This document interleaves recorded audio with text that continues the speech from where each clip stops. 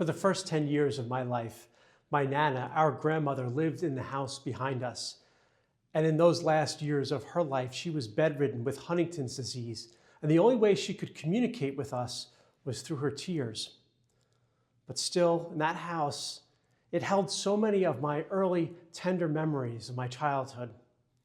And it was because of all the people gathered around my Nana, her nurse Maria, who took such good care of her.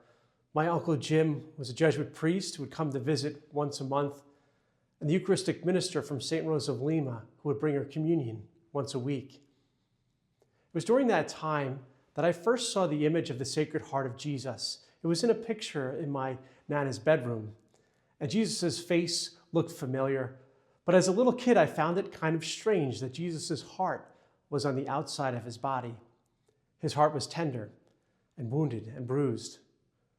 I saw the love of Jesus lived out in that house through Maria, her nurse, through all the family members gathered together, through the church that brought her communion.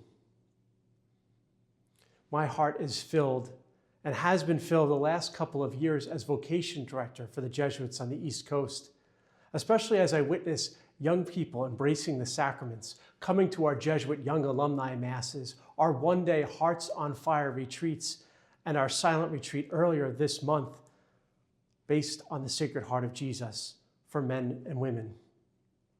My heart is filled with all of the young men who are discerning and considering a life as a Jesuit brother or a priest in our province, in the Society of Jesus.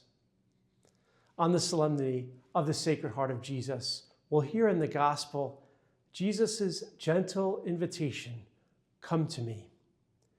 May we respond to that gentle invitation with great joy and great generosity.